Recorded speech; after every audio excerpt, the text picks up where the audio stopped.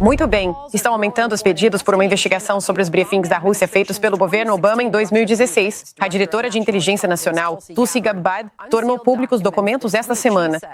Ela afirma que eles mostram que Obama direcionou a manipulação política de informações de inteligência para prejudicar o então presidente eleito Donald Trump. Aqui está o presidente Trump ontem. Acho que não. Isso é terrível. Tenho grande respeito pela Tulsi e pelos documentos sobre o presidente Obama.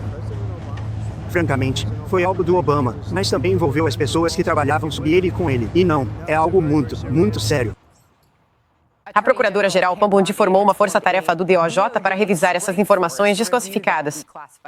Mas alguns senadores republicanos dizem que é hora de nomear um procurador especial. Eu acho que, à luz dessas novas revelações, uma investigação seria apropriada. E alguém que seja realmente, ou pelo menos o mais independente possível nesta cidade, ajudaria a restaurar a confiança do público. Jack Irish está na Escócia, onde o presidente vai se encontrar com o primeiro-ministro do Reino Unido. Olá, Jack. Oi, Sandra. Apesar desses pedidos dos senadores republicanos, autoridades da Casa Branca e do DOJ dizem que vão continuar com o procurador-geral. O plano de Pam Bondi de criar uma chamada força-tarefa para investigar essas alegações que a DNI Tulsi Gabbard encontrou, alegando que autoridades do governo Obama manipularam informações de inteligência sobre a interferência da Rússia nas eleições de 2016. Bondi prometeu não deixar pedra sobre pedra, mas o presidente Trump alegou que Obama foi, abre aspas, pego diretamente.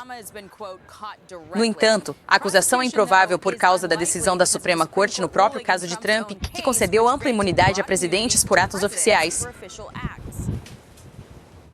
A decisão sobre imunidade, mas isso não ajuda em nada as pessoas ao seu redor.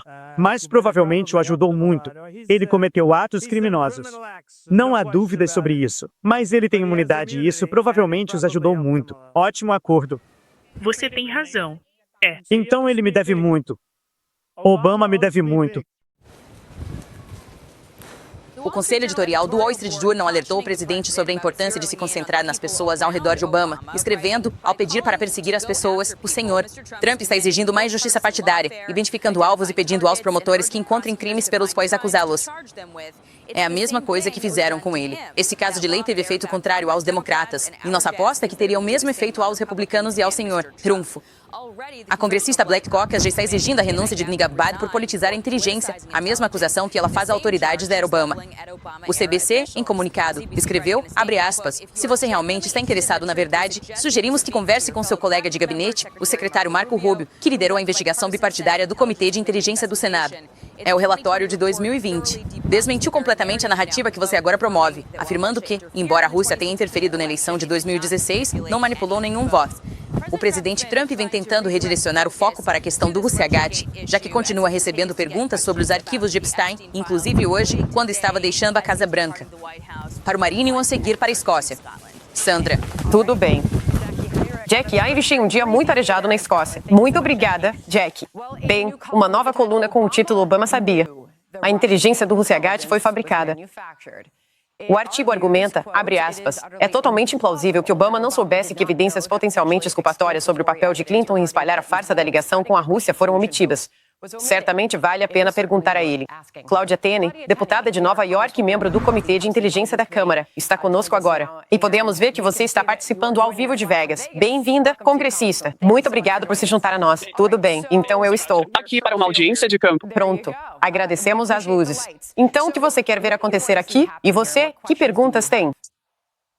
Bem, veja, antes de mais nada, todos precisam entender que o presidente Obama sabia que isso estava acontecendo, que eu respeitosamente discordo do artigo que você acabou de mostrar, o de Jack Irish, apresentado pelo Wall Street Journal, chamando isso de guerra jurídica. Guerra jurídica é quando você faz uso abusivo do processo ou até mesmo de uma acusação maliciosa, como foi o caso do Russiagate. O que o presidente Trump está tentando fazer é responsabilizar as pessoas por isso, na verdade, sabe, por terem arquitetado e comandado um dos maiores golpes da história americana, muito pior do que o Watergate. E foi exatamente isso que o presidente Obama e as pessoas sob seu comando orquestraram contra o presidente dos Estados Unidos, enquanto ele estava assumindo o cargo, e isso atrapalhou todo o seu primeiro mandato. Com essa falsa conspiração com a Rússia, essa farsa, na verdade, apenas culpando o presidente. custando-lhe dinheiro, envolvendo em todos os tipos de processos falsos, e você sabe, promotores especiais. E o que eles inventaram? Nada. Mas eu faço parte do Comitê de Inteligência, e esse documento desclassificado realmente mostra isso, sabe? E corrobora tudo o que o presidente Trump está dizendo. E isso que Chelsea Gabbard expôs em suas alegações contra o governo Obama e sua equipe. Ok, então a congressista da equipe de ataque do Departamento de Justiça está analisando como irá proceder com essas novas informações? Provavelmente está analisando declarações anteriores como essas de autoridades de Obama. Ouvir. Os russos interferiram em nossas eleições durante o ciclo de 2016. Não é uma decisão difícil. Isso aconteceu. Isso é o mais falso que se pode imaginar. Claramente, para prejudicar Hillary Clinton. E então, é claro, conforme as coisas evoluíram, para apoiar. Trunfo. Não desempenhou nenhum papel nas avaliações feitas pela comunidade de inteligência. Isso foi apresentado ao então presidente Obama e ao então presidente eleito Trump.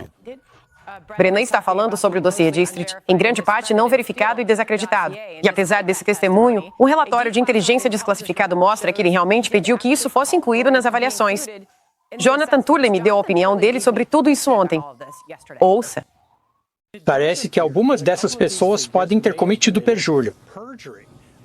Acho que o mais vulnerável pode ser o Brennan, que agora está, como um troféu de 30 pontos à vista de todos. Esses indivíduos, seja o comitê ou o Brennan, não estão protegidos de acusações de perjúrio se o prazo de prescrição ainda não tiver expirado. É mais provável que eles sejam chamados novamente para impedir depoimentos anteriores. Então ele está argumentando que ele é o mais vulnerável. Você concorda com isso? O que mais você pode nos contar? Sim, absolutamente. Quero dizer, isso grita perjúrio. Acho que James Comey também cometeu perjúrio porque ele era quem sabia exatamente o que estava acontecendo. Ele foi até a Trump Tower para conversar com o presidente Trump. Eu sabia de tudo isso. Ele sabia que isso não era verdade. E agora as declarações estão aí para comprovar isso. E olha, eu acho que essas pessoas precisam ser expostas por mentirem e continuarem indo à internet e fazer isso repetidamente, especialmente apresentadores de notícias. E para realmente, minar a administração e não confiar na administração. Você sabe, trechos da lei federal que isso viola. Eu me lembro de quando eu era deputada de primeiro mandato. Em 2018, me juntei ao nosso atual governador da Flórida, Ron DeSantis, e outros, e fizemos uma denúncia criminal ao procurador-geral da época, apontando muitas dessas questões. Agora temos as provas. E sobre o ponto do Jonathan Turley sobre o prazo de prescrição, eu acho que há uma contínua tentativa de encobrir isso, o que pode realmente fazer com que o prazo entre em vigor, dando-nos mais tempo para realmente ir atrás desses casos. E eu acho que o presidente Trump está certo. O povo americano quer responsabilidade. A guerra jurídica que vemos em Nova York sobre Letitia James, nossa procuradora-geral corrupta, a perseguição maliciosa vinda dela, isso precisa ser responsabilizado. Bem, todos nós continuamos acompanhando tudo isso.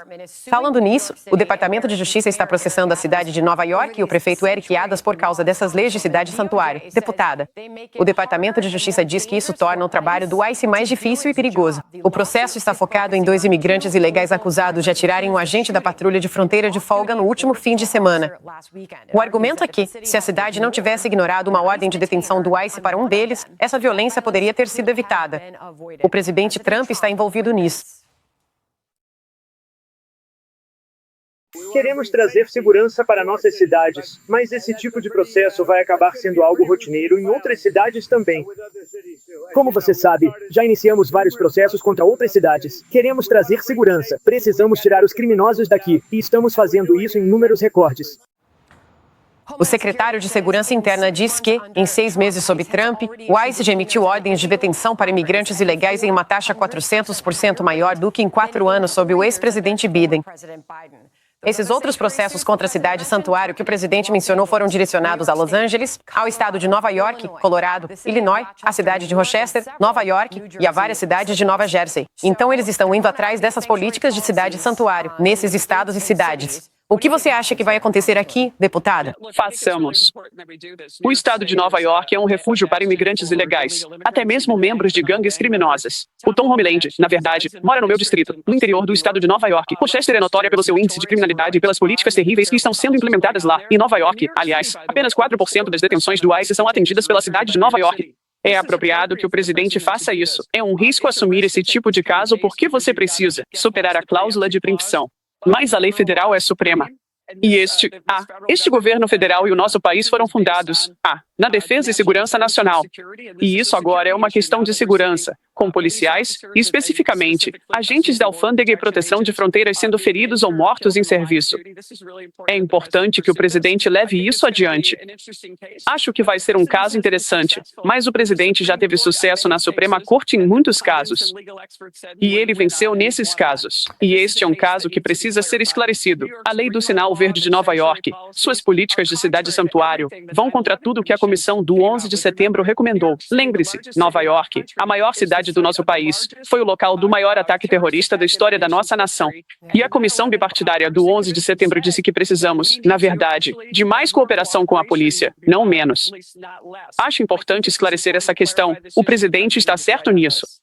Deputada, agradecemos por participar ao vivo conosco aí de Las Vegas. Muito obrigada.